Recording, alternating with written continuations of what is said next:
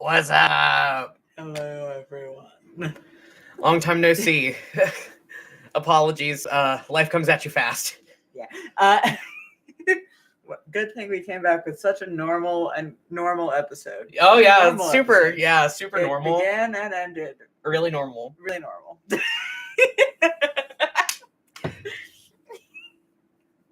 How we feeling? Oh goodness. I feel good. I feel good about what we did. Yeah. I don't know that I feel good about what we did. I feel very good about what we did. Speaking of what we did, we'll go ahead and get started. Yes. Playlist. The first track was an instrumental. Yes. It was Hope by Rush. Yes. We decided that during the Motel California arc, we wanted to have at least one dad rock song on every playlist just for the vibes. Well, we named the Damien half of the arc Motel California. Like, we have to have some dad rock on there. Yeah. So, I know Rush isn't typically what's considered dad rock, but it's my dad rock. Rush is my dad's favorite band. So, I think it counts enough as dad rock. Look, it counts more than my definition of dad rock, which is Simon and Garfunkel.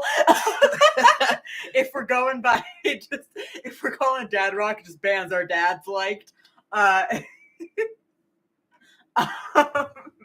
yeah, we wanted to get some Rush, we'll probably get some Styx or something on there, some Eagles. Although the Eagles were kind of a one-hit wonder, but we're gonna get some dad rock on the Damien parts of the playlists.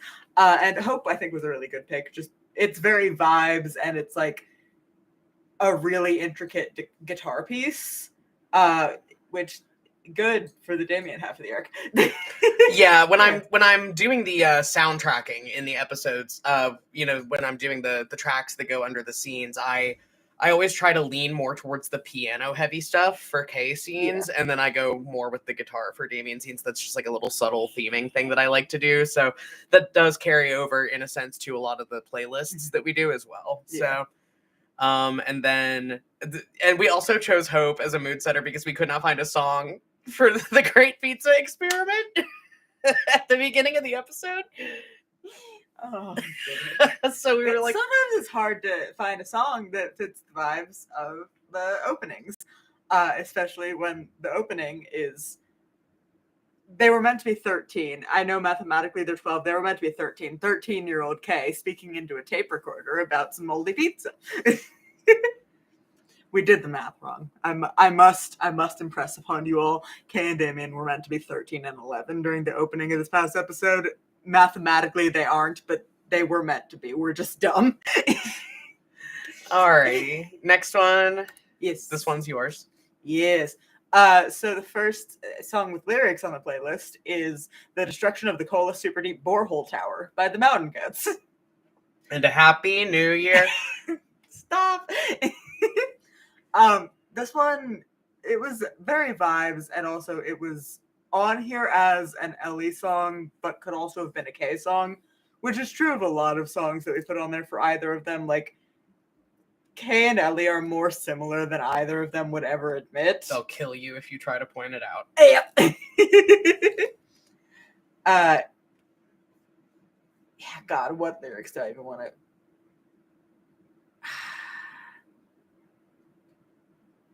Yeah, keep two working contacts among your effects. See the tall poppies with their tender, fragile necks. Solomon in all his glory, not arrayed like these, bending in the wind like pilgrims on their knees. Those who came to learn these lessons left no trace of their presence. Always have a flashlight just in case. Show the world your true face. Burn such fuel as you need to burn. Learn to wait your turn. Yeah, it's... Leave nothing behind. Keep a positive thought in your mind. If you can't find anything nice to say, drift away. I'm normal about it. Yeah. So that was kind of a musical theming for Ellie being very upset about everything that was going on in her house. Somebody in the chat said by that metric of dad rock we were talking about, Metallica would be dad rock. I think Metallica counts as dad rock to a lot of people. Yeah, I think Metallica's dad rock to a lot of people. Yeah. Although technically they are... I don't even think Metallica is technically a rock genre-wise, but like, yeah. Yeah. Metallica feels like dad rock. It's like Iron Maiden also feels like dad rock to me. Even though it's a metal band. Even though it's a metal band, yeah. Black Sabbath, similarly. This one was U2. Yes. The next song was very there for the aesthetic of the horror scene with Damien with the ice machine. It's Every Night My Teeth Are Falling Out by the Antlers. Which is just a nightmare of a song, both literally and figuratively, I guess is the word I'm looking for. Not quite, but whatever. Yeah. One bad night, I'll hold the glass until the glass can hold me down. And one bad night, I'll spill and spill until my feet begin to drown. One bad night, I'll hear you calling me to help you not pass out. You and I, divine but not devout. Every night, my teeth are falling out.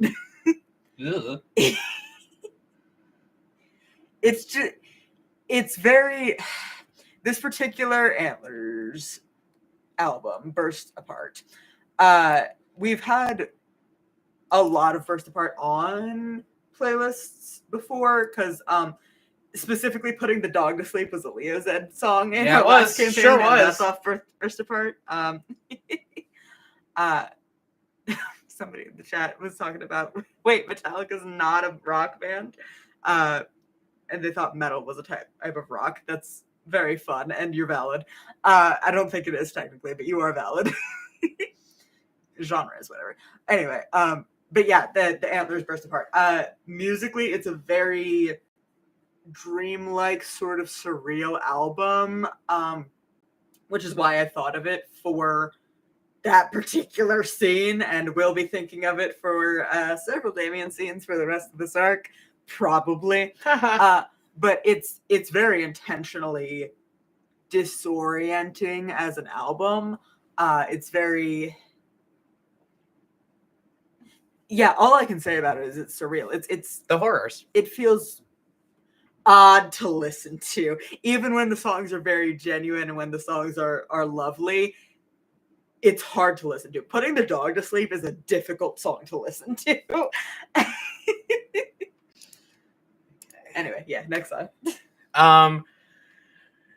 This one was my pick. It's No Complaints by Noah Kahn, and it's for the scene where Kay is having a mental breakdown in her bathroom. As we all must. That's just what being 23 is like. Yeah. And now the pain's different. It still exists. It just escapes different and evades vision, makes the rain different, makes the news boring and my rage distant. Yes, I'm young and living dreams, in love with being noticed and afraid of being seen. But I can finally eat and I can fall asleep. It's fine, fine, fine. I finally got sewed up. I set a time, then I showed up, and now the weight of the world ain't that bad. Well, I saw the end. It looks just like the middle. I got a paper and pen and a page with no space. I filled the hole in my head with prescription medication, then forgot how to cry. Who am I to complain? Yeah, it's... I believe we've said it in Q&As before that we're going to do some evil shit with Stick Season by Noah Kahn. Somebody in the chat said, wow, I never would have imagined the song titled Super Traumatic Experience would be hard to listen to. Yeah. Yeah. The Antlers knew what they were doing. Everyone, if you are listening to this and you haven't before, this is my call to you. Listen to Hospice by the Antlers. You will be on some playlists soon. You will be on some playlists soon. It's a fair warning. It is a concept album that is metaphorically about an abusive relationship and is literally about an abusive relationship with someone who's dying of bone cancer. It's rough, but you should listen to it because it's gorgeous. That's my call to action for this week. It's just listen to Hospice by the Antlers. But yeah, that Noah Kahn song in particular was something that I had been sitting on for a while. I was like, okay, when am I going to pull the trigger on it? When's it going to go on a playlist? And then that scene kind of got away from us when we were recording. Yeah. I did not know that Kay was going to have a mental breakdown in her bathroom as part of that scene. I knew we were going to end the scene, not exactly how we did, but I knew the last exchange between Kay and Ellie was going to be what it was. Mm-hmm. You did not. I did surprise you with that. But, like, I knew from the second we got in there, because we knew when we were doing our episode planning that, like, Kay was going to say, hey, we shouldn't tell the rest of the family that Damien's alive. because we don't want to get them in danger. And we've talked before about like future things with Kay shutting Ellie out to try and protect her, because again, Kay and Ellie are very similar characters. Neither of them would ever admit it, but but we've talked about that, and like I knew while we were planning it that like Ellie was going to bring up, hey, would you have bothered to tell me that there was actual proof her brother was alive? And Kay having to come to grips with the honest answer to that would have been no. She would have kept her in the dark about it. And then like the massive existential crisis of being an amnesiac and like realizing through Remembering your own your like character flaws. yeah, like through your own like fourth wall break that like, oh my god, I'm kind of a shitty person. Yeah. And like Yeah. what that does to a person. Yeah. So No Complaints felt very, very good for that. That's the thing nobody tells you about the type of amnesia that only exists in Hollywood. It's not so much the issue is forgetting everything, it's the issue is remembering all of your character flaws and your traumas. Yeah. Caitlin O'Connell is speed running age 23 ego death. And literal death. And literal death. Our Jackalope tune this fucking episode was Everybody Lost Somebody by Bleachers. Which is a fucking bop. It's one of my favorite songs in the world. Yeah. It is both a Kay and a Damien song. It's about the grief. It's about the grief. It's all about the grief. That's what this whole campaign is about. Anyway, this episode in particular was literally just it's about the grief. Yeah, we paused recording to look at each other and go, "Oh, it's about the grief." Several times. Yeah. Yeah. What do I even quote from the song? It's so much. Yeah, let's just do the chorus. I think pain is waiting alone at the corner, trying to get myself back home, looking like everybody, knowing everybody lost somebody. I'm standing here in the cold, and I got to get myself back home soon, looking like everybody, knowing everybody lost somebody. Well, oh, the you survived, motherfucker. Got to give yourself a break. Oh yeah, yeah. Line Oh, is good too. Don't worry. Yeah, and then verse 3, and there's a reason I wake up alone in strange places, a reason I see myself in a million faces, a reason I can't stop it all from changing, so come on, motherfucker, you survive. You gotta give yourself a break. Yeah. Yeah. It's one of my favorite songs. It's about the grief, it's about the survivor's guilt. It's also about the one bridge that just repeats, I'm lost, I know that I'm lost, lost in a world without you, I know that I'm lost, I know that I'm lost, lost in a world without you. It's not the actual lyrics also, but it's one of those things that like the mishearing adds a dimension, but like the way that Jack Antonoff of Bleachers fame sings "Lost in a World Without You" is "Lost in a world without you." So it sounds like parenthetical "who?" question mark. Yeah. To me, and and that fit very well. It was the themes. Yeah, it's about the amnesia, it's about the grief, it's about the survivor's guilt. Something in the chat said, amnesia sounds like, what if the world was a minefield of things to trigger emotional jump scares you are utterly unaware of? That's it. That's the campaign. Yeah. Next one. Yeah. Metaphor by the Crane This Wives. is such a good pick. This was a really good poll. Thank you. I actually think this is one of the best episode playlists we've ever done. Yeah, I really like this episode playlist. It goes off. Nobody's gonna like what I have to say here. It's for the we'll be very careful. It's for the Damien and Molly scene, the last one. Yeah. It's for the Damien and Molly bonding scene. I've gotten good at leaning on metaphors. I've gotten good at living on someone else's page. I cut my teeth on secondhand sentiments. You can't trust a single thing I say. I keep my closet free of skeletons because I'm much better at digging graves, but I always dig up bones in your sympathy. I can't trust a single thing you say. Yeah. It's, yeah. I've gotten good at making up metaphors. I've gotten good at stretching the truth out of shape. Oh. Remember, like, all those Q&As where we just talk about how everybody on Team Damien is just lying all the time, including Damien himself? Yeah. Oh, so we have to switch tabs when we do these lyrics, so we just came back to, like, 6 messages in the chat. The Crane Wives, my beloved, eye emoji. Oh God, fear. I have never wanted to be right less. Right about what? Right about what? Right about what? No idea what you mean. And then the closer. Yeah. This was also my pick. Yes. It was a really good one. Giuseppe Or Part. no, that wasn't the closer. It's the second to last song. I just didn't put. Oh. Yeah. What was the last one? Little Boxes. Little Boxes. Yeah. Yeah. But that was just for vibes. The lyrics weren't relevant. Oh, okay. So the one Yes. before the closer, for the last Damien scene was DeSelby Part 1 by Hosier off the new album. So the reason I picked it was slightly for the vibes, slightly for the lyrics. Like, at last, when all the world is asleep, you take in the blackness of air, the legs of a darkness so deep that God at the start couldn't bear, and sit unseen with only the inner upheld. Your reflection can't offer a word to the bliss of not knowing yourself. But the reason I ended up picking it, and the reason it ended up going on the playlist, was that it switches from English to Irish halfway through the song, and the back half of the song is sung completely in Irish. And it hasn't been mentioned explicitly in podcast, but No, Al, and it probably won't be for a while. But yeah, Al has mentioned that Damien speaks a language that he doesn't know when he uses the verbal components of his spells, and like kind of in our heads, he's speaking Irish. Yeah. This is family history stuff that we might not. We will get into it, but I don't know how explicitly we'll have time to get into it. But like their great grandparents, as in Bridget's parents, were from Ireland and were first generation immigrants and were both native speakers of Irish, who came over in the early 1920s, I think we said. Mm-hmm. So like, and their great grandmother was still alive when the Sibs were babies. So they probably had a good bit of exposure to Irish in the home. Yeah. In my head, that's like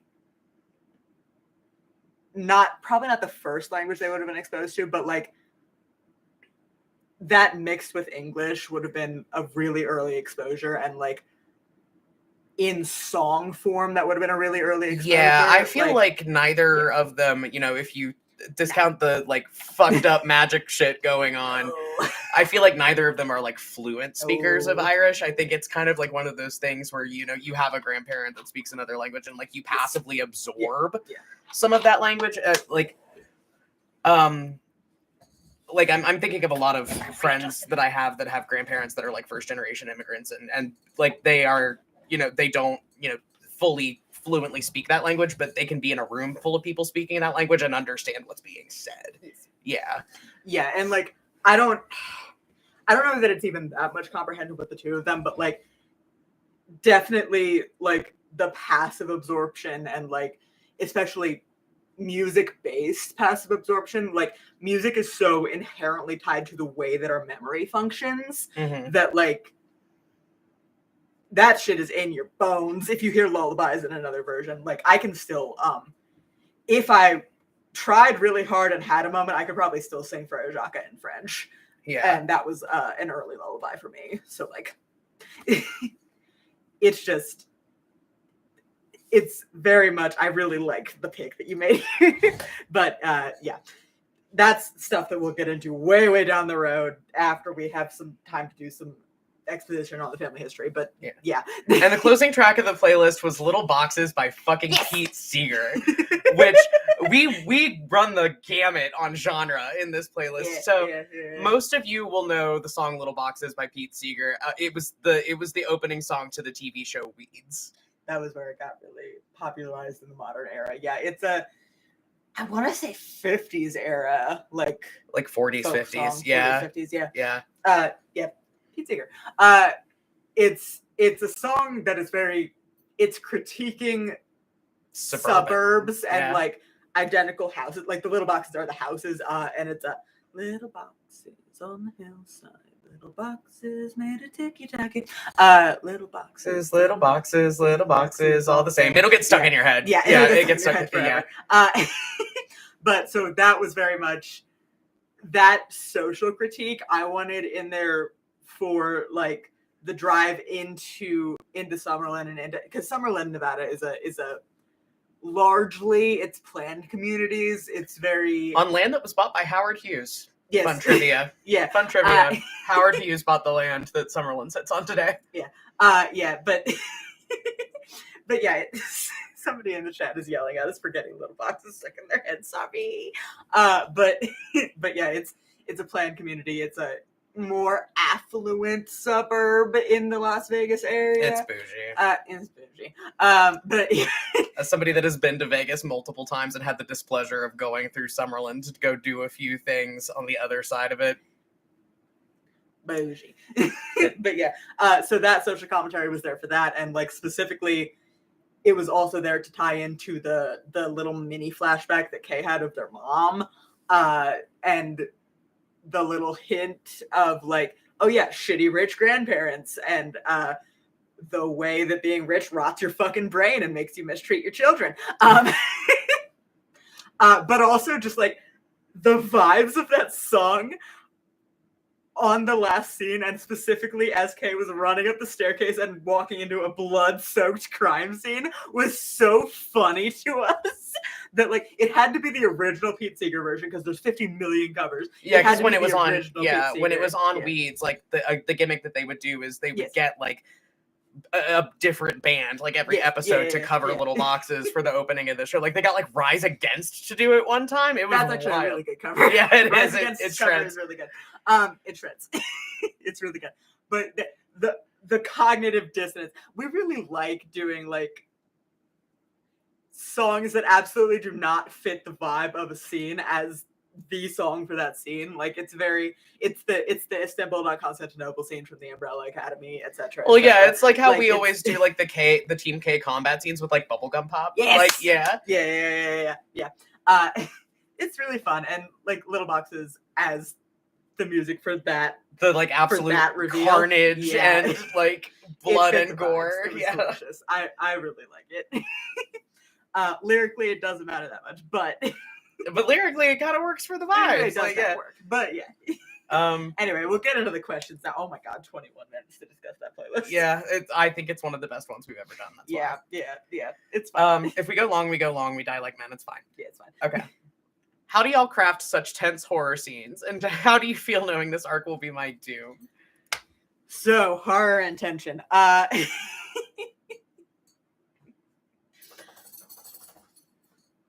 Woody, go lay down, please. Go lay down. Sorry, thank you. The dog wants to. You can see him. Hold on. There he goes. So horror and tension. It's very much about like very slow escalation for me when I do horror. That is like really tense and really absorbing. It's very much about like something is just a little bit off, and it's like the yellow wallpaper. Like you peel back the wallpaper and slowly realize that things are very wrong. Like you dig a little deeper and it gets worse and wronger and more unsettling. I'm basing a lot of my horror on Damien's side of this arc off of the yellow wallpaper, actually. Yeah. One of short stories of all time. Yeah. Everybody's very happy about the dog. In chat said, what I'm hearing is it's going to get worse. You have no fucking idea, buddy. Yes. The fun thing about this episode, and about this arc in general, is that Barry is more comfortable. You're okay if I say this? Yeah. Barry's more comfortable writing like action horror, like less the tension and more like something is happening right now and it's really scary and bad, which is really great. And I really like it. But the thing about this arc is that we can't do that. Yeah. I was repeating Boil the Frog like every 10 minutes while we were recording this episode. I honestly took this arc on as a challenge to learn how to be better at slow burn horror, because I'm not very good at it. It doesn't come very natural really well to me. This episode. Yeah. Thank you. I tried really hard, but yeah, it's something that doesn't come naturally to me. Like horror in general just doesn't really come naturally to me. Not that I don't like love it, and I love like watching people that are really good at executing it do it. But it's just one of those like areas of my own like strengths and weaknesses as a storyteller where I feel like it's an area where I like fall short and I'm not super confident and I don't really have my feet under me yet. So when we were designing this arc and talking about the kinds of horror and kind of the brand of horror, I told Al, like, I really want to get, practice with this, like, slow buildup of horror and like utilizing fridge horror, which we've talked about in previous Q&As. There's some fridge horror in this episode that you guys aren't going to realize for another couple episodes, but Yeah. Yeah. Yeah, so I'm doing this as a creative exercise to try to get better at an area that I perceive about myself as a storyteller to be something that I'm not super solid at. Yeah. Said fear. Be afraid. And in addition to the tension of horror scenes, from the editor's chair, soundtracking and sound design is a huge part of it. There's a lot of work that goes into the spooky scenes in the show. Oh yeah, like I know personally, I have noticed because I do more of the tense slow scenes, I have noticed the shit that I say never feels tense while we are actually recording it to me, and then it goes through the editing and like the Barry does the timing and like the sound effects and the sound tracking, and I'm like, oh dear. Yeah. Oh, that's some scary shit that I said. It's delicious. Like, it is very much, it's about atmosphere and it's about ramping up, you know? Yeah. So a lot of the work for the tension and the horror scenes is also done from the editor's chair too, I think.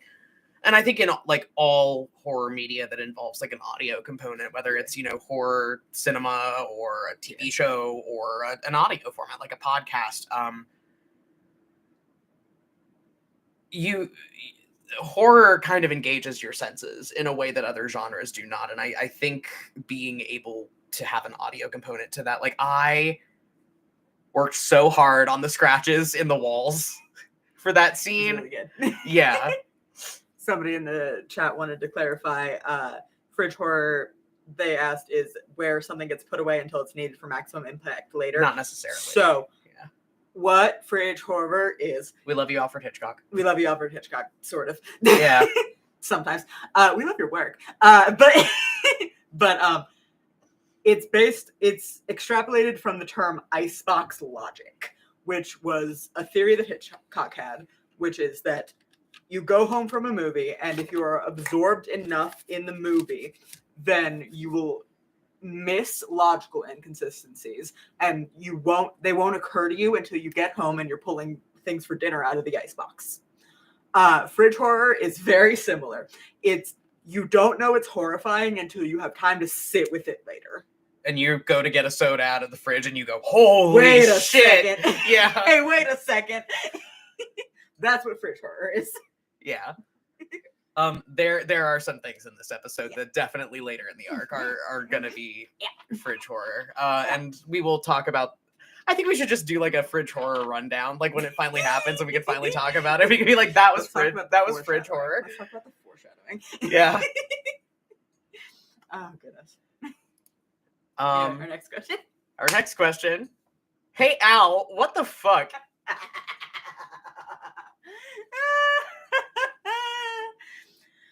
So the thing about this arc is royally fucked up, like on both sides. It's fucked up.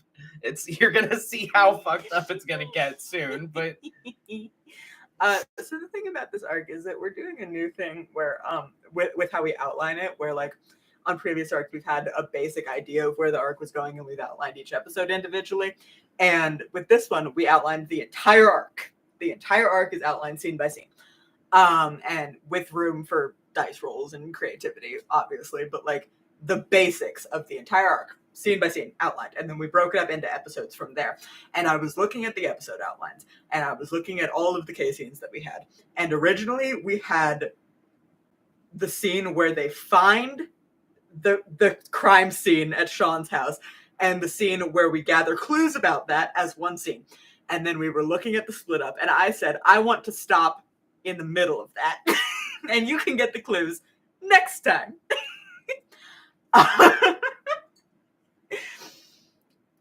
Because I just think it's really fun to leave on a sharp cliffhanger like that. No explanation. You don't get to know anything until next time. I think I had a lot of fun doing that the times that we did it last campaign. I have fun doing it every time. It's just really good to stop in the middle of something tense and go, well, next time. Yeah, we got a lot of practice with that in campaign 1 too. No answers. Yeah. There are some things about that whole situation that you can figure out by using your powers of deduction, namely look at what the K arc is called. Look at what it's called. I don't think that's as much of a clue as you think it is. Like, it was a clever title, but I don't think it's that much. You are not prepared for what's going down in this arc. I will say that. Oh, money on the table right now. You cannot call what is happening in the K arc because it is a concept that is so buck wild. I have fun with it. It is a concept that is so absolutely buck wild that you will like struggle to wrap your head around it. And it started as a joke. Stop the violence. Yeah,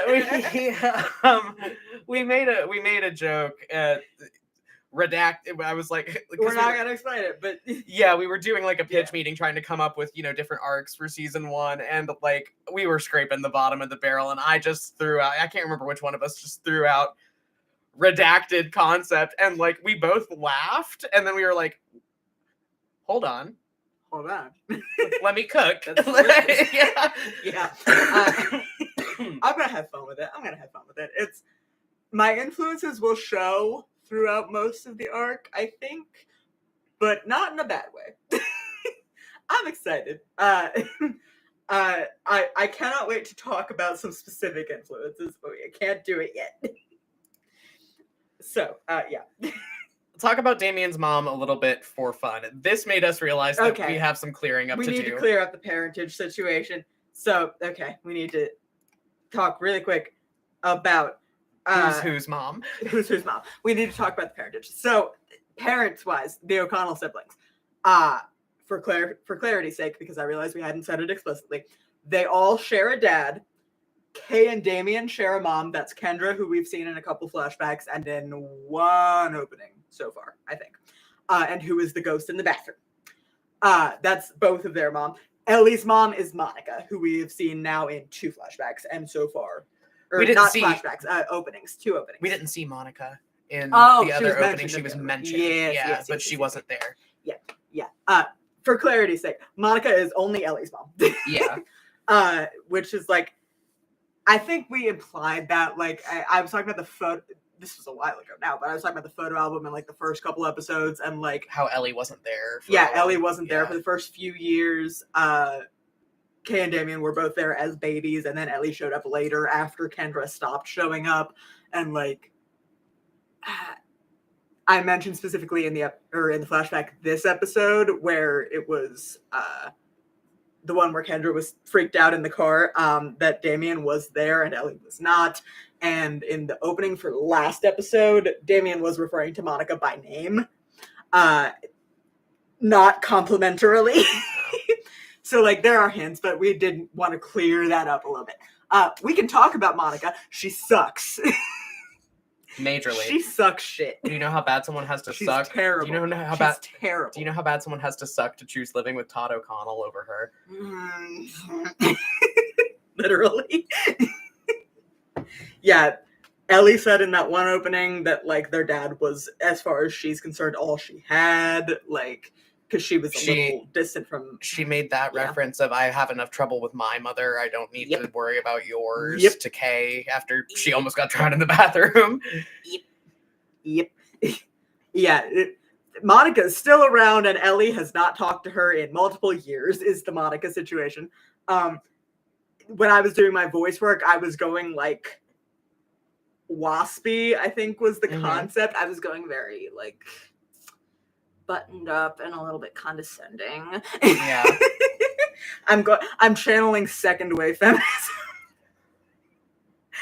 I liked that. That was a good one. Yeah. We hate Monica. She sucks. Yeah. The Sam's Cola of women. Yeah, the Sam's Cola of women. I'm channeling a very specific kind of woman, and I don't like her very much. She is just not. Yeah, somebody in the chat was about to ask if Monica was still alive. We haven't confirmed it in show yet, but she is. Yeah, she's still kicking around. She and Ellie are not in contact because of the everything about her. Yeah, she's. Yeah, Todd really knows how to pick them. just knows how to pick great women to have children with. Downgrade. Downgrade. Kendra O'Connell was not a perfect person or a perfect partner, but downgrade. Ooh. The bar was on the floor and he still went lower. The bar was in hell and he was down there limbo dancing with the devil.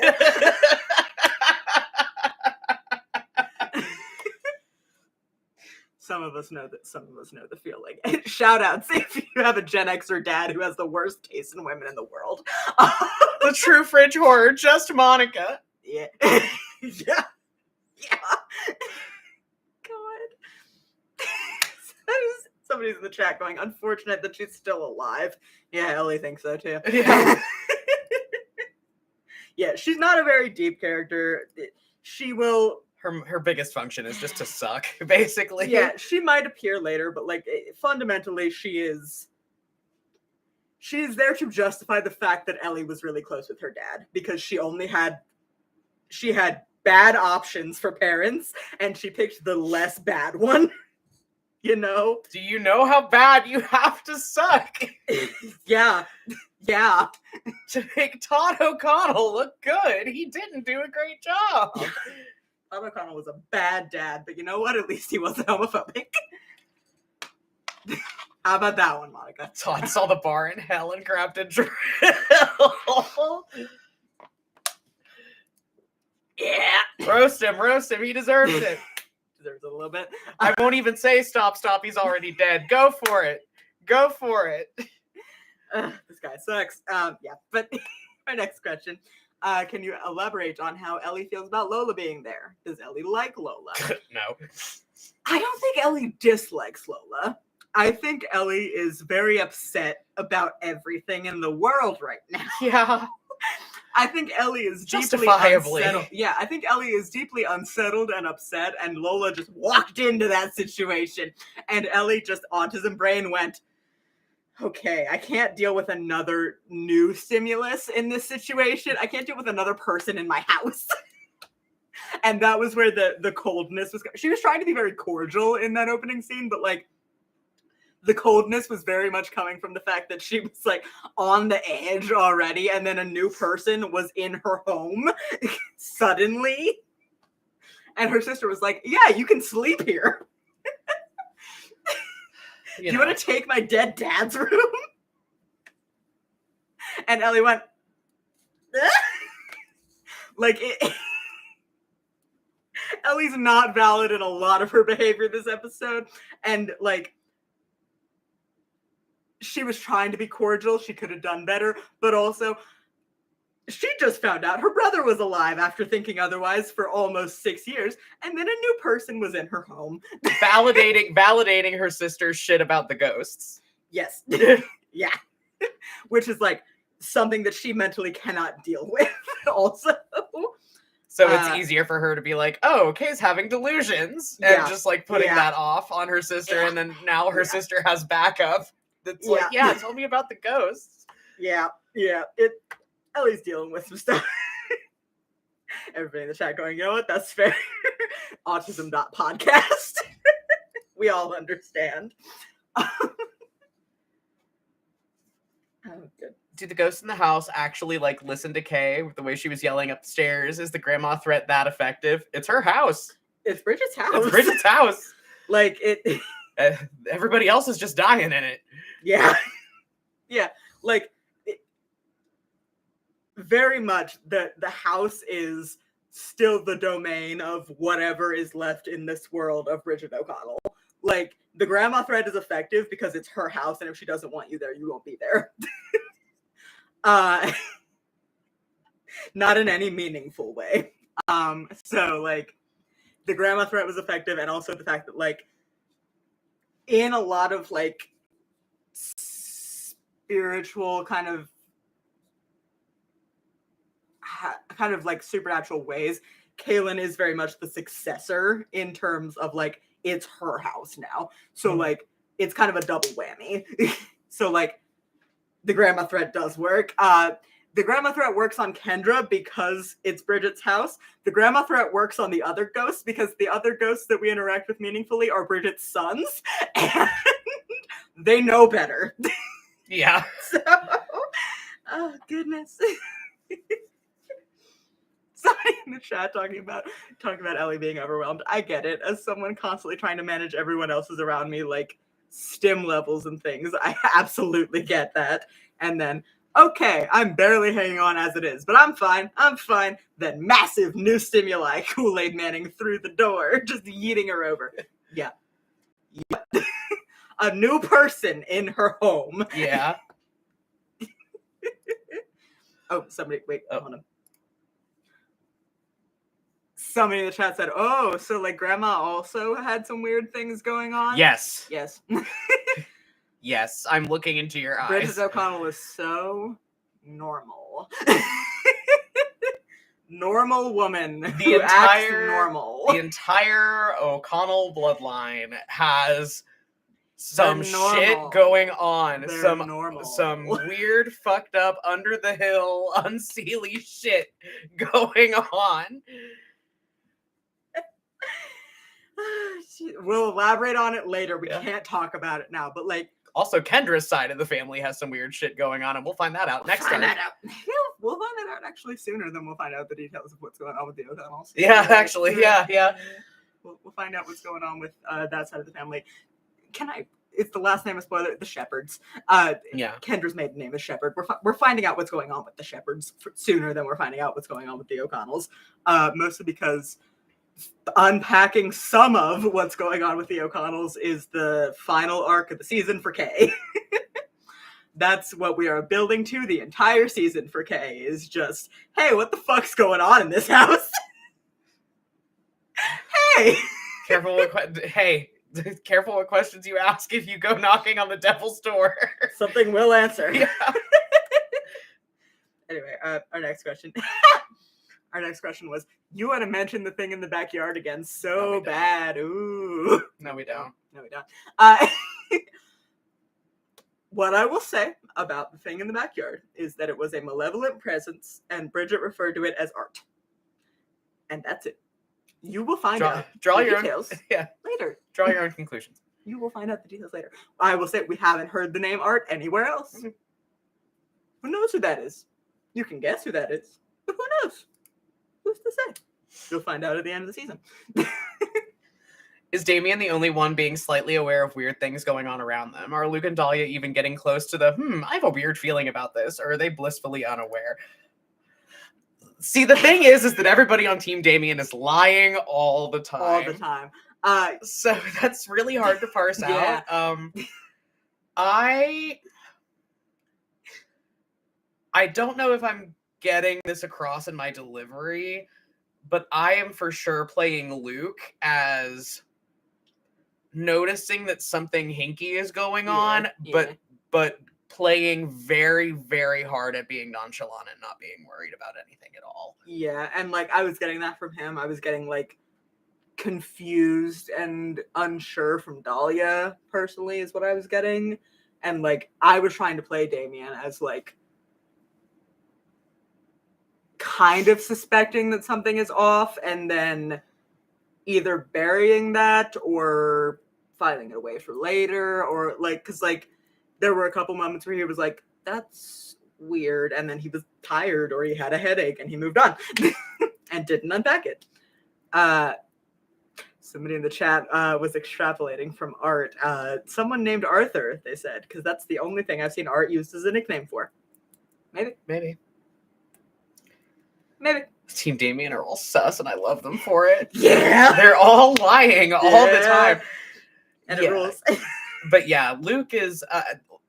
I think Luke is a little too street smart and a little too, like, socially good at social navigation, basically, to like look at everything happening and not realize that there's something fucked up going on. But I think out of self-preservation, he is playing it very cool and acting like he's not bothered by anything and acting like nothing's wrong, because I think to him that is a survival mechanism. Yeah. And the other thing we have to remember, Team Damien don't know they're in a podcast episode. As far as Team Damien are concerned, yeah, things are kind of weird, but it's not like notable because things are always kind of weird. Yeah. They don't know that they're in a podcast episode. You, listener, know that all of this is happening in the first episode of an arc of a horror podcast, but they don't. So, like, there's a cognitive dissonance to that. There is a cognitive dissonance. Like, they're not stupid. They just don't know they're in a podcast. So, like, they're noticing, but, like, how much of it is pinging as abnormally weird? Like, how much of it is pinging as suspicious? How much of it is pinging as dangerous? Like, kind of up in the air. Like, I think they've all noticed that something is strange. Weird, yeah. But the world is weird. Mickey Mouse runs a fucking totalitarian state in Anaheim, California in this world. Mickey Mouse. Nickeled Mouse. A powerful rat named Michael, middle name Mouse. Monsters ate the CEO of Apple on live television. Yeah, like things are always weird. So that is something that's very fun to play with, I think. Somebody in the chat said Team Damien is just playing one long game of Among Us. Yes.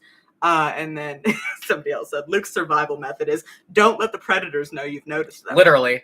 Yeah. No, literally. Yeah. Yeah. Yeah. And we'll get into why that is later. There's a reason for it. There's a reason. When you guys find out Luke Johansson's bullshit. Oh, it's gonna be tasty. I'm excited. Can Dave say more than hi? I'm Dave. And we got a second question that was talk about Dave. No, he can't. He's Dave. Hi, he's Dave. He's Dave. Hi, he's Dave. Talk about Dave. Please just riff about anything funny related to the Dave guy and his concubine. He was maybe the funniest thing in this episode. First of all, Dave is the concubine. Dave's the concubine. Yeah, don't get it twisted. Let's be clear. Charlotte Pickles is not the concubine in this relationship. That's not her name. That's a reference to the mom from the Rugrats. But we have her name written down somewhere, but she didn't give it this episode. She didn't give it this episode, so we don't know what it is. And I'm just calling her Charlotte Pickles in my brain. Yeah, they're just two business people. Yeah. Conducting an extramarital affair in a shitty motel. And possibly getting up to some kinks that border on the line of not safe, sane, and consensual. But they're adults. But they're adults and they're allowed. If Dave was to get so hopped up on ketamine, as Damien theorized, that all he can remember how to say is "Hi, I'm Dave," then that's his business. That's his business. I have tears. Oh my god. I have tears. Jesus. Well, we've planted some seeds with Dave this episode, and those seeds will come to fruition through the rest of the arc. I don't want to think about Dave's seeds. Ew. Stop. Our next question was, and I quote, "So I am also the bad at knowing what is flirting type of autism, despite having a special interest, which is flirting. Was Lola flirting with Kay?" Yeah. Yeah, she was. She tried so hard. She tried really You hard. had talked about wanting to talk about how we have to make it imperative that Kay and Lola are just different flavors of cringe fail. They are both cringe fail, but in different ways. Yeah. I'll be right back. Lola was just exhibiting the most cringe fail, awkward, almost flirting. Like, I want to be very clear. Lola is trying to flirt. Like, Lola is, I will be very upfront about it. Lola is I don't think she's caught feelings necessarily yet, but like she is attracted to Kay and she wants Kay to be her friend, and those things commingle, and like she's flirty with a friend that she's attracted to. And this episode, her idea of flirting was, I'm better than Velma. I got LASIK. And I love that about her. Like it's so good. They just I like to think that Lola walked away from that scene and went to call Sean and stopped for a second and went, LASIK? I think what is fun about Lola's cringe fail is that, like, I think Kay is, like, painfully aware of how cringe fail they are. Yes. Like, yeah.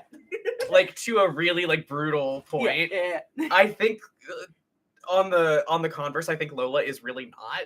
Like, so actually what happened is they went, I'm better than Velma. I got LASIK, and they walked in the living room to call Sean and went, nailed it. Both options are equally funny, I think.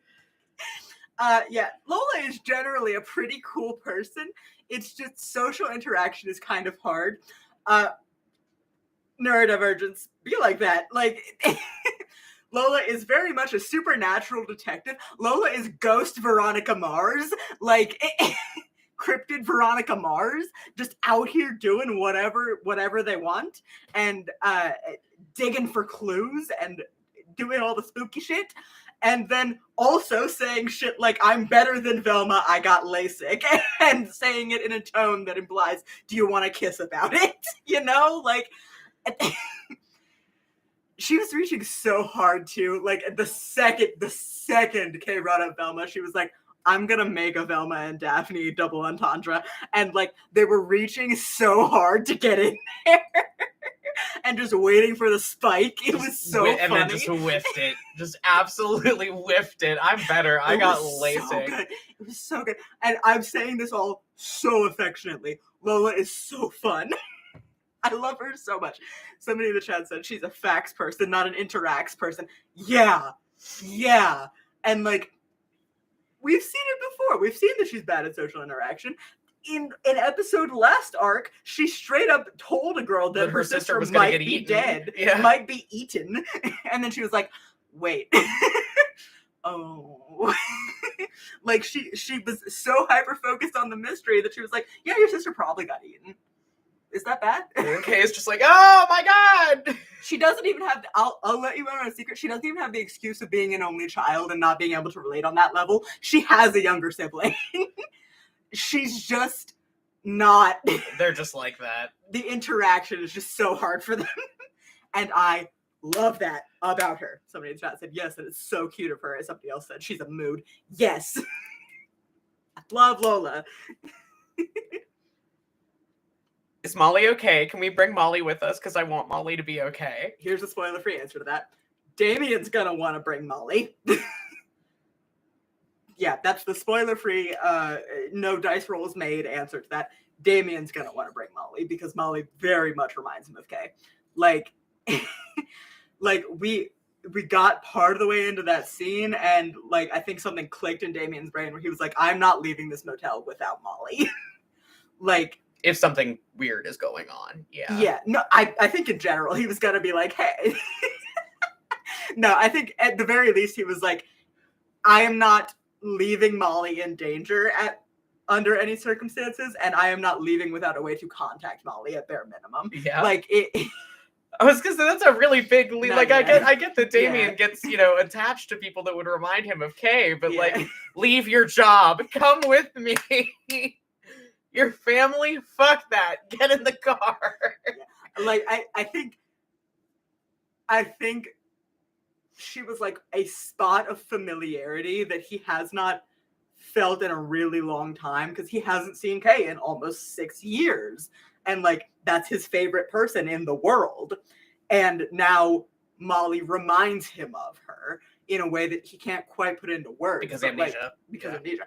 But like, that familiarity is there. If something dangerous is going down at this motel, which we all know this is a podcast, you know there is something dangerous going on at this motel, Damien is not leaving without Molly. Everybody in the chat yelling. We're not sharing that. We're not sharing any theories. We're not sharing any theories, but yeah. Somebody just said, "Oh no," 2 messages in a row. Yeah. Somebody else said, "Oh no, this can only go well, surely." It's normal. Yeah, we're having fun. We're having fun. Yeah, that's what I'll say. Damien's not leaving without Molly. Talk about Molly. So, the autism solidarity between her and Damien enchants me. Yeah. I did like that little interaction of like, especially because we got to see earlier in the episode like the yearbook and like how much Damien was masking as a teenager and how much it was like we got the tidbit of like he didn't really have close friends according to Ellie. Like he showed up in the yearbook a lot but never with the same group of people twice. Like it very much was like somebody who is masking really hard, but like that masking gets in the way of his ability to connect with his peers. Yeah. And like I really liked that interaction of like Damien, who is like going through a lot of trauma right now, who is not able to mask anymore. Just going like, yeah, I used to be better at this. Yeah. Or at least pretend, or I used to be able to pretend. Like it's very much I really liked that. And then Molly having that Converse thing of like, well, you know, that's one up on me. Like this is what you see is what you get, bud. Yeah. Like, like it's like I think a big part of the connection factor with Molly and Damien is like they are coming from 2 kind of different but also very similar places of like real loneliness. Yeah. Because being, you know, that person that is heavily masking all the time and like that's lonely in its own way, and then there's also the loneliness of like not being able to do that and not, you know, being able to interact and move through the world the way that you would like to. Being added again. Yeah. A mortifying ordeal. Yeah, like so I think, you know, when she came in and got, you know, very vulnerable with him and was like, hey, like you look like you could use a friend. It was very much a 2-sided thing. It was like, you look like you could use a friend and hey, I could use one too. Yeah. Like I think that you are a person like me, and I think it's like really there's a mutual as a character. Yeah, there's like a mutual loneliness there that I feel like is part of the reason. Like, yes, she reminds him of Kay, but it is also the loneliness, and I'm like someone who is very much akin to him, who he can do something to make her feel better, and like Damien has not been consciously, he doesn't remember most of the last like almost 6 years, but like very much he feels like he is in a tar pit right now. I think I can share that without it being like a huge spoiler. He feels like he is in a tar pit and he is a tar pit. Like he's dragging Luke and Dahlia into his bullshit. He's putting everybody around him in danger. He's getting people killed. Like being able to offer solace to one person, and that one person being very much akin to him and also very much akin to people that he loves, like that I think is like, even if he didn't like her as a person, which he does, that would be just a light in the tunnel, because he feels so much like he is just this black hole of misery right now that is just ruining everything he touches, and it's rough. Yeah. So, but also he likes Molly as a person, which is a bonus. Yeah. Yeah, the scene with the little knitted fish really got me. Like how he like took it, like he was afraid she was gonna take it back. Yeah. Yeah. Somebody in the chat said I'm gonna give Damien a hug. Don't try it right now. Don't try it right now, though. Don't try it right now, but you should. By the end of the season, I hope he's getting some hugs. I hope by the end of the season he's in a position at least one time where he feels okay getting a hug, because he hasn't been. I hope just a minute, just long enough for one hug this season. That's what I'm hoping. That's my goal. Yeah. Yeah. We love Molly. Yeah. there's I could like literally go on for hours about like her Yeah. relationship with Yeah. Damien. It's like it's so much. Like We're gonna go long, by the way, because we still have like 6 questions. Yeah, we're gonna go real long. We can't shut up. We haven't been. It's been 3 months. It's fine. Yeah.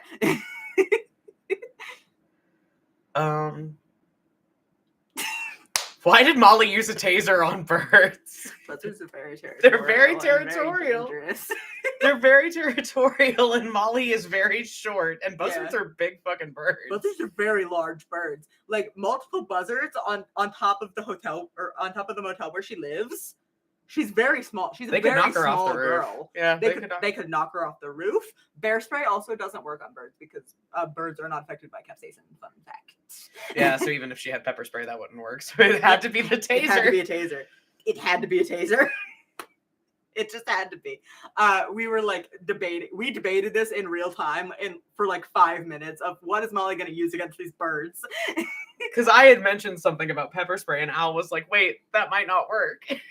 Birds, capsaicin is fine. Birds are evolved specifically to not be affected by capsaicin. That like peppers evolved capsaicin so that they would mostly be eaten by birds and have their seeds spread very widely. Birds don't care about capsaicin, so bear spray doesn't work. And like, what's she gonna do? Use a net? Buzzards are very large. They're big birds. She could get one in a net, but could she hold it? She can't get 2. Like, this is a debate we had. So a taser is what she is. Somebody in the chat said, I never fought a bird, so I can't comment. Molly just up there, full Highlander. There can be only one with a little stun gun. Somebody in the chat also is talking about Molly and Damien have these two would be great found siblings, and then I have a cute image in my head of like they get a nicer place to stay, and Damien just has a shelf of small little crocheted sea creatures. He's never letting go of that fucking anglerfish. I tell you what, it's with him forever. He's keeping that. He's keeping it. Just in the pocket right next to the she shield.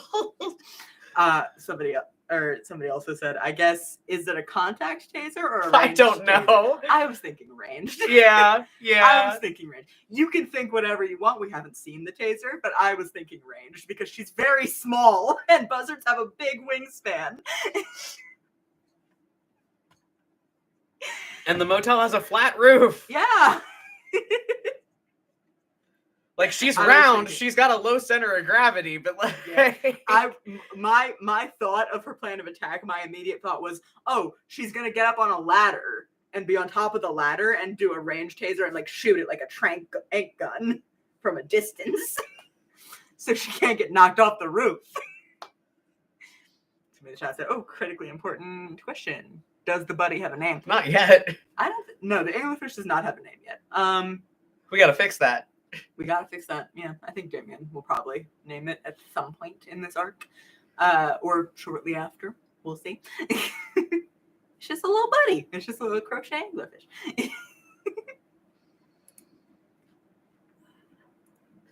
Tell me anything about Molly. Actually, senseless trivia, if you must. Everybody loves Molly so much. I love that. Glad. I love that for her. I'm so glad. It feels like her like getting that gratification of like having friends, like through the fourth wall almost. Like little trivia about Molly. Obviously, she has a special interest in like marine biology. She fucking loves fish. She loves anything that lives in water.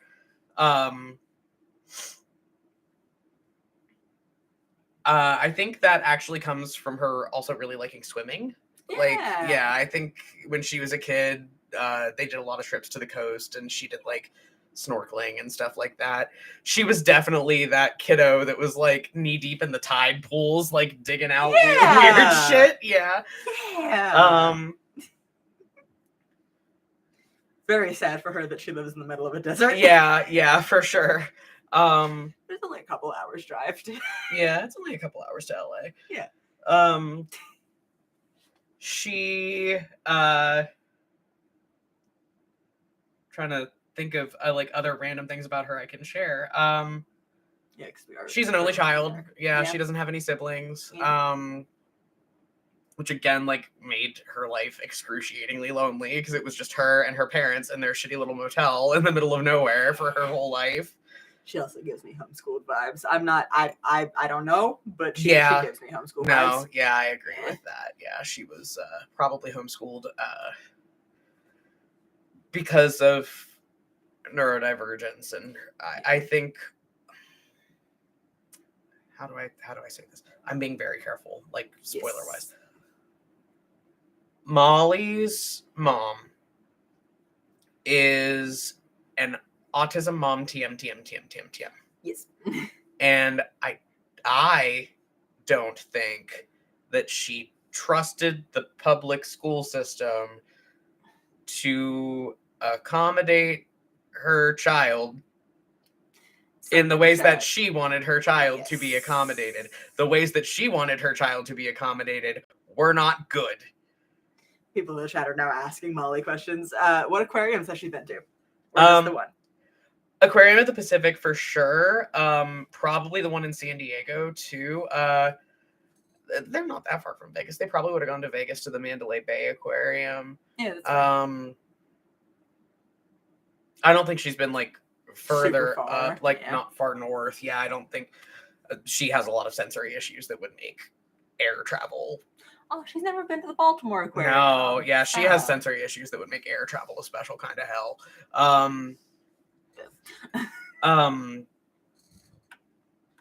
Next question in the chat was, so I know she made an anglerfish, but what's her favorite marine creature? Probably deep sea creatures, honestly. Like, yeah, I think she's fascinated by like anglerfish and mantis shrimp and like all that like really weird fucked up shit that lives way down in the ocean where light don't go. A blobfish, but not a depressurized blobfish. Yeah, an alive one. Yeah, oarfish. Oarfish, yeah. It's that meme about like when you get deep enough in the sea, the only two types of sea creatures are fuck up Mike and sea friend. And fuck up Mike is like totally non-violent, just a little guy that eats plankton, and then sea friend can kill you with 2 seconds of exposure. Yeah, I think definitely she really likes deep sea creatures. I think she likes a lot of marine like mammals, like otters, like aquatic birds, penguins, shit like that. Like anything that lives in water she loves. But yeah, I think she either likes like the little friend-shaped things or like the fucked up deep sea monsters. Yeah. What can kill you? Somebody in the chat did want to clarify. Oh, like an autism speaks type autism? Yes. Yeah. Somebody else said, I hope somehow she gets to the shed since I've been told that one is good. I'm assuming that is an aquarium in California?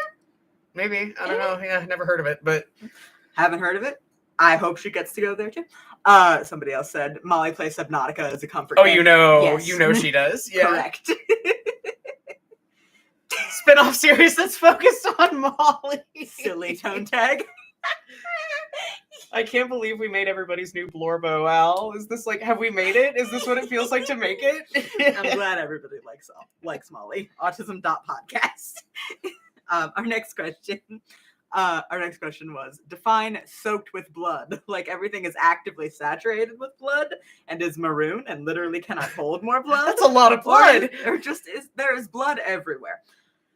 I don't think there's that much blood in a human body to fully saturate a room. We'll get more details next episode. I will say, Shed Aquarium is in Chicago. That's fun. Yeah. Okay. Gonna have to get in the car. Can't get on a plane. Yeah. So the soaked with blood question. We will get more information next episode on exactly what's going on. I will tell you, I don't think this is a spoiler. The amount of blood that is on the walls and floor and furniture of the room that they're about to walk into is approximately the amount of blood that is contained within an average size human man. I love the way you said that. That was really good. It's about 5 to 6 liters.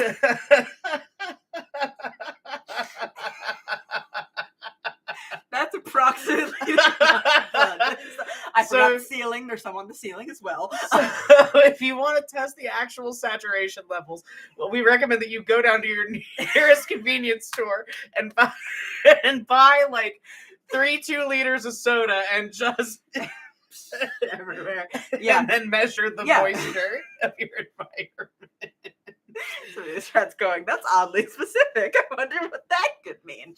What it means is that there is approximately the amount of blood that is within an average-sized human man on all of the surfaces of the room that they are about to walk into. Somebody else said, well, who said there's only one human body's worth of blood? Me, right now. Oh, goodness. Okay. Did Kay watch Dexter's Laboratory? Oh, wait. So, is the Sean thing something to do with Damien and Kay, or just something he had coming? Hilariously. The Sean thing had nothing to do with Kay, I'll say that. Kay just has really bad fucking luck. Kay just has bad. Kay is just drawn to disaster. I'll say that. That's not a spoiler. The Sean thing is the kickoff for the mystery for this arc. It didn't happen because Kay was going there. It has nothing to do with Kay. Nothing to do with them. It's just I'm not going to comment whether or not Sean had it coming. That's not up to me to say. But it's not because Kay was coming to see him. It is a thing that happened separately. Somebody wanted to clarify. Oh, so 5 to 6 liters of blood per surface or total? Total. That's what's in a human body. Total. There is approximately 6 liters of blood everywhere. You know how when a water balloon hits a surface and the water just goes that, except instead of water, it is blood. And instead of a balloon, it is a person. And instead of it hitting a surface, it is redacted.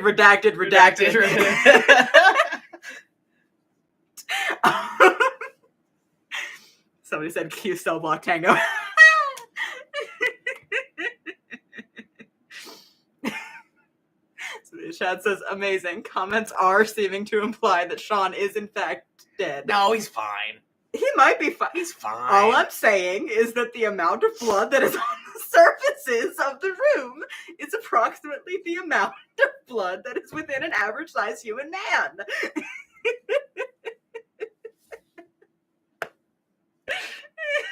Somebody in the chat said, I think he's fine.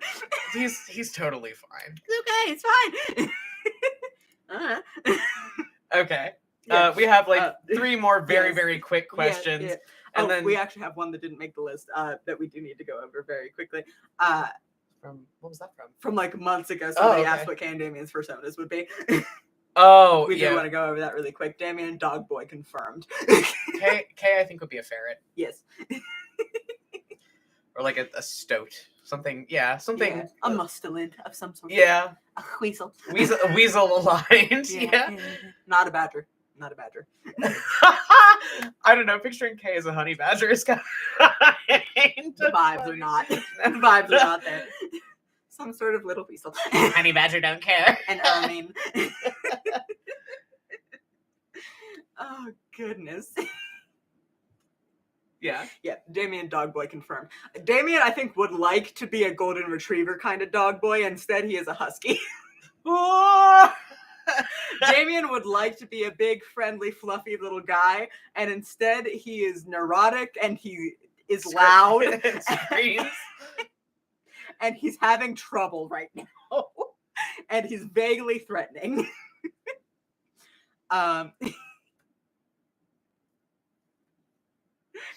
Oh, goodness. Somebody in the chat said, my girlfriend would like to know if you can tell us if we will see any more of Slender Molly. I assume we're talking about the figure that was in front of the ice machine. No comment. No comment, apparently. Somebody also was talking about it. The scene where Lydia said down girl to Kay. Down girl. It's one of those things where we were role-playing the scene, and that was the only line of dialogue in my brain. It, reflexively, I was like, oh yeah, the thing that Lydia would say in this moment is, down, girl. In that tone. And then we both started fucking cackling and talking about the fact that Kay and Lydia did used to date a long time ago, like in high school. Barry has been repeating the sentence, "I have all your secrets and your virginity, what now?" for like days. That's It's the Lydia so good. Antonov energy Yeah, when yeah, dealing with yeah, Kay being a neurotic yeah. little shit. Yeah. I have all your secrets and your virginity. Don't fuck with me. Yeah, it's really good. TMI NSFW, sorry, but Yeah. but also the sentence has been repeated many times in our household in the last few days.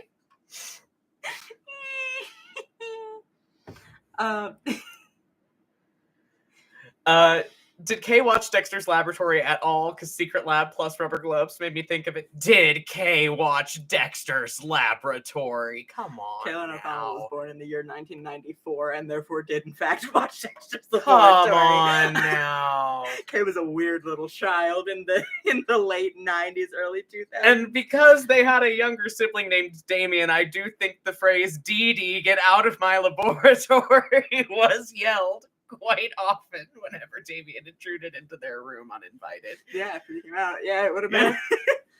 Yeah. Yeah, I'm sure they would have been at an age where that would have been okay. Yeah. Somebody in chat said me and Kay solidarity. Yeah. Oh, goodness. Our next question was, are Kay and Dahlia going to eventually bond over being undead? No. Nah, I don't think so. Mostly, I don't think of vampires in our continuity as undead. No, they have a Yeah. specific bloodborne condition Yes. that the side effect of which is just you live for a very long time until the sun gets you.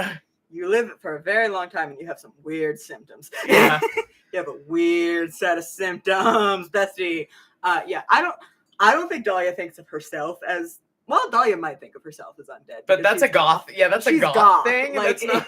It's not she's goth. That's not reflective of. Dahlia thought of herself as undead before she was a vampire because she's goth and she has trauma.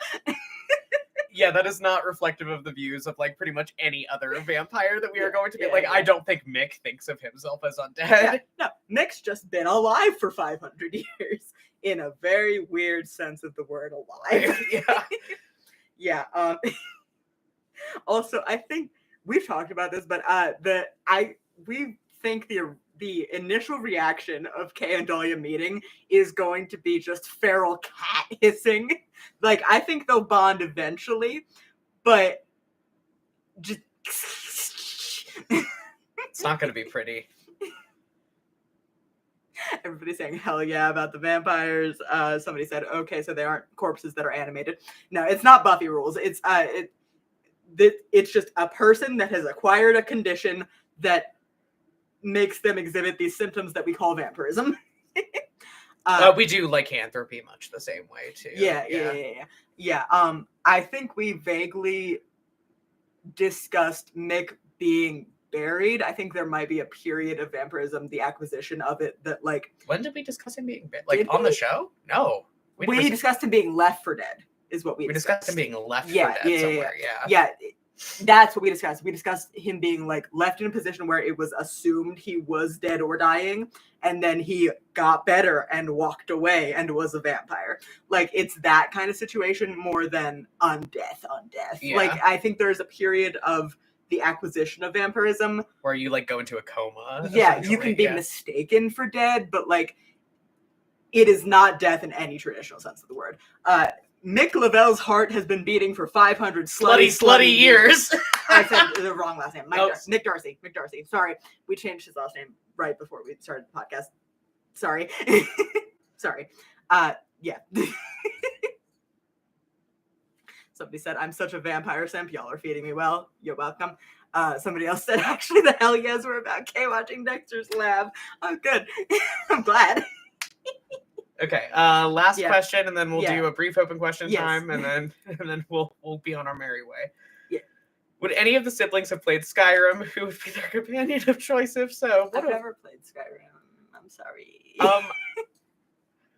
I think Kay played Skyrim. I don't think Damien's really that much of a video game person. Yeah. I think Damien would rather be like on a skateboard. Damien was an outside child. Yeah. Despite his body not wanting him to be. Yeah. Kay, however, was a little video game goblin. I think Kay's played Skyrim. And at risk of sounding like weird and gay about it, I think her chosen companion when she played it would have probably been Lydia. So true. Yeah. I've never played Skyrim, and also I think Damien was an outside child. I think Ellie has played some video games. I think Ellie strikes me as more of like a Yeah. Civilization and like Sims type. Yeah, of yeah. Ellie video likes to game build person, stuff yeah. in video games. Ellie doesn't like to do stories. Yeah. I think, especially not open world stories. Like I think she would find that really overwhelming. Mhm. So I think Kay's the only one that's played Skyrim. Yeah, sorry, I'm gonna be repeating the phrase "Damien's an outside child," despite his body not wanting him to be to myself for weeks now. That's just his vibe. Does a sick 360 ollie kick flip and hits his inhaler mid Yeah, exactly. Does 3 laps in the backyard and then faints. You know. He also drew a lot. He did music. Yeah, he's an artist. He's a guitar player. I think video games are not Damien's bag, and I think Ellie's bag is like the builder type of video games. But Kay likes fantasy games. We've established very explicitly. I think Kay plays League of Legends. Yeah. Yeah. I think Kay likes having little tasks to do. Yeah. That's the vibe that I get. Kay likes having little tasks.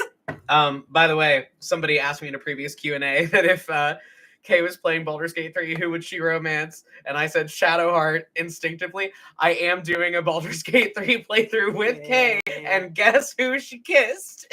God. It's really good. We're doing like matched playthroughs. We're playing them as half drow. Great. Yeah, as a warlock, paladin multiclass, and a sorcerer bard multiclass, respectively. You took bard levels? Not yet, but I'm going to. Ooh. Yeah. Vicious mockery. Yes, please give me Okay. Damien Cass vicious Open mockery. question time for the next like 5-10 minutes. Somebody in the chat said, "Oh, okay. So like Mick feeds psionically, Dahlia drinks blood because she's goth. What determines the vampire's feeding method?" So How they feel. Most vampires default to blood because blood is very easy to feed on and very easy to Get what they need. get that like life essence from. Mick abstains from drinking blood for religious reasons because Mick is Jewish, and like you're not allowed to do that. It's not kosher. It would be theoretically if it was the only way to sustain himself.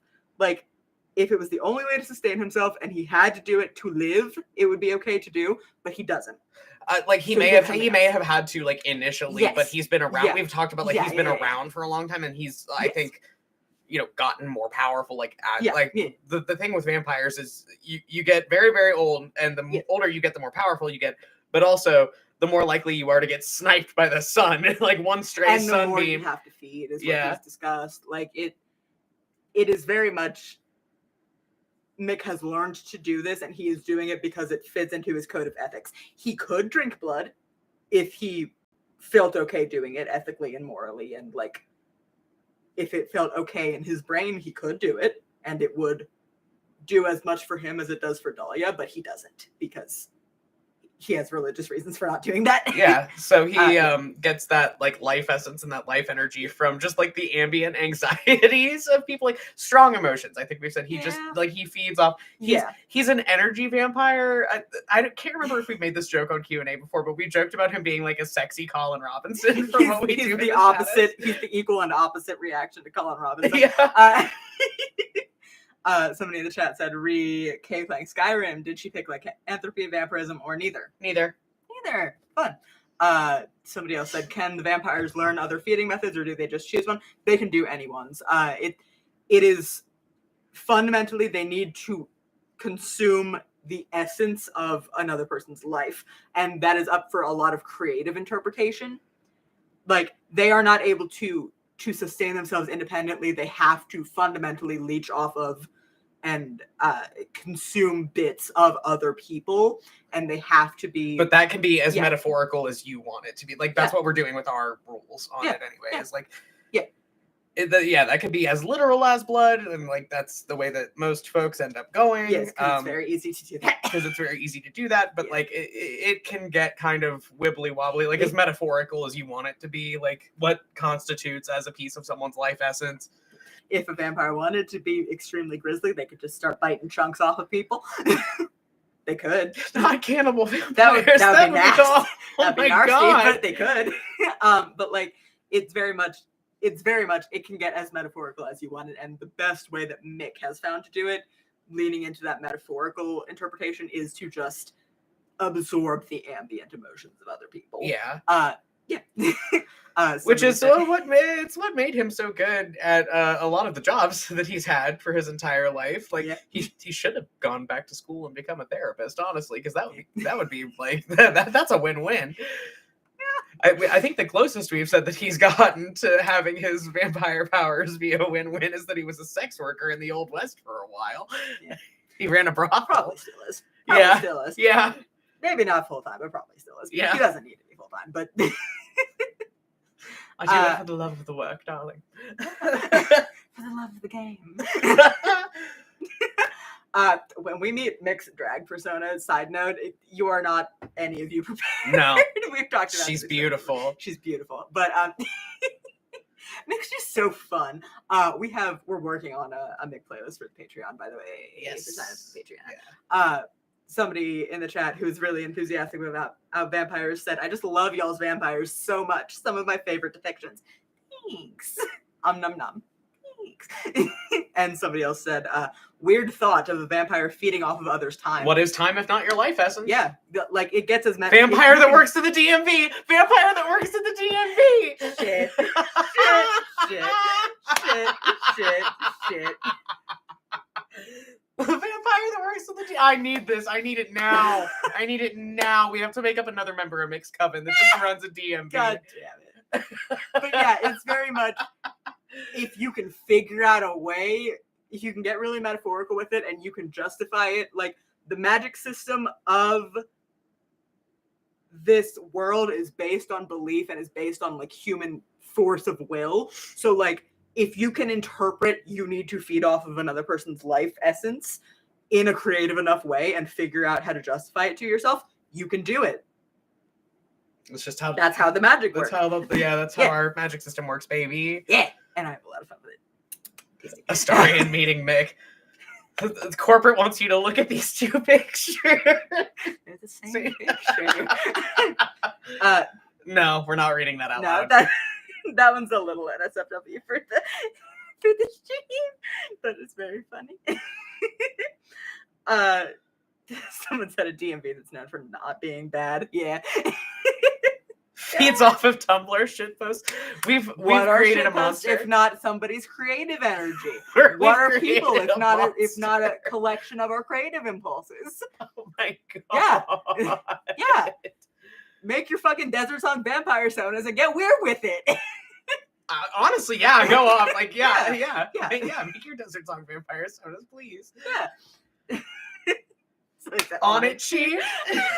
Okay, we'll do 5 more minutes. And then we're done. Oh, goodness. Yeah, the person that said the vampire DMV was talking about because the vampire absorbs the time spent standing, so they only remember the important bits and not the time spent standing around. Yeah, and then everybody gets online and is like, this is the fastest fucking DMV in the whole city. I walked in, I dissociated for 3 hours, I got my license done. It's a win-win. Oh, goodness. Just saluting in the chat.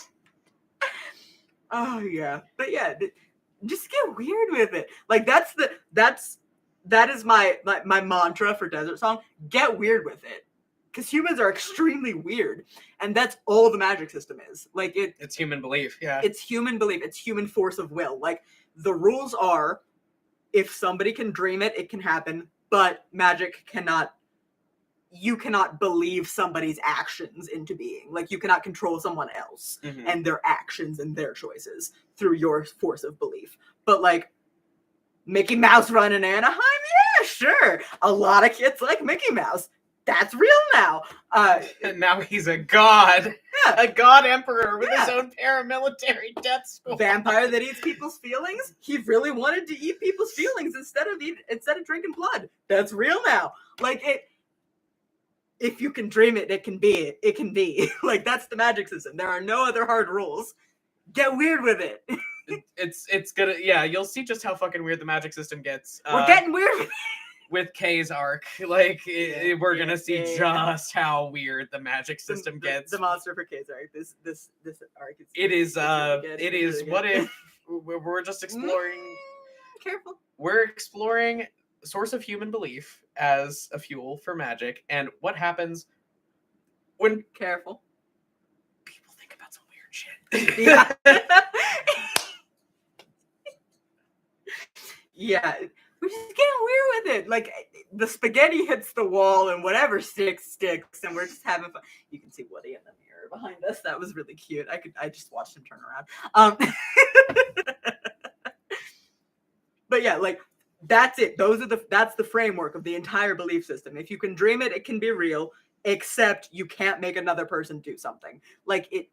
I'm having fun. Get weird with it. Somebody said, I love seeing y'all get excited about your world. Something we make shirts that say Compelled Dual Desert song. Get weird with it. Get weird with it. Get weird with it. Get funky. Get kooky. Oh Creepy pasta you read when you were 10 that still lives in your brain. It's real now. Yeah. I wonder how many Slender Men are out there. Charlie the Unicorn. Real now. Oh my god. Salad fingers, real now. Oh, no. Memes, all real now. It's all real.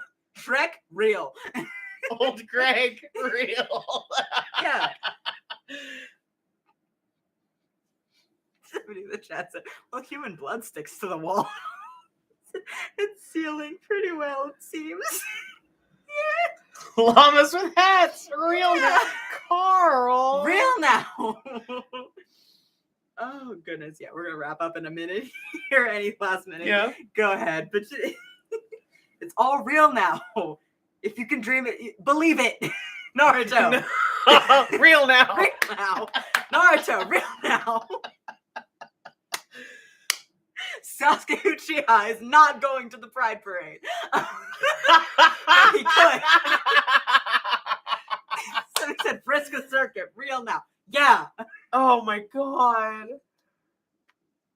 Well, that's the thing that Lola was talking about like the aliens. Like Sean's theory of like if they weren't real before, they are now. Because people believe in them, yeah. Yeah, and like Lola's theory being that human belief doesn't extend to places where there aren't humans. So like aliens probably real now, but they aren't from another planet. They're spawning because people believe in aliens. Yeah. Like it. If you can dream it, you can be it. Believe it. Don't let your dreams be memes. Although, it might save a lot of lives if you did. Yeah. in this brave, scary new world that we have going on. Somebody said, oh, so, okay, weird thought about the no mind control thing. Yes? Oh my god, I have tears. This will be our last one, and we'll answer this, and then we'll pop off. I have tears. Oh my god.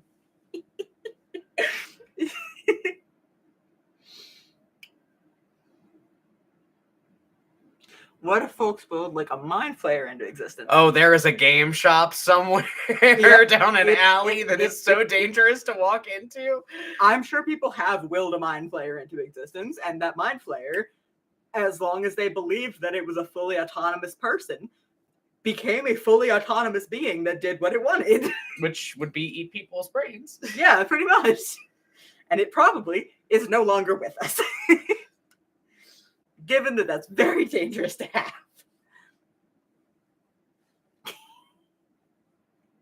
This is an accident, I swear, but like Risco with the oh my power, god! Control power still exists. It's a paradox. That's it breaks the whole. It's a paradox. Actually, it's a paradox. It that's breaks the whole world. Paradox, actually, we have to nuke it from orbit now. Al. There's no other. The hard and fast rule.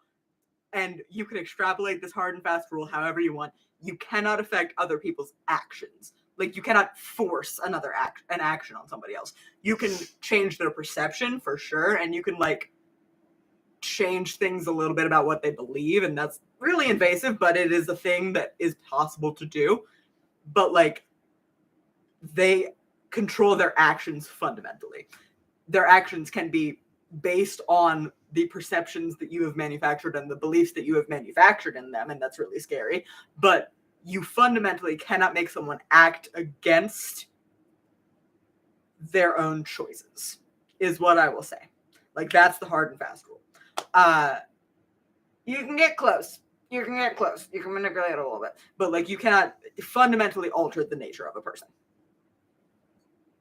is what I'll say. That's all I'll say about that. And with that, Ta-da! we gotta go. Oh, an hour and a half. Oh,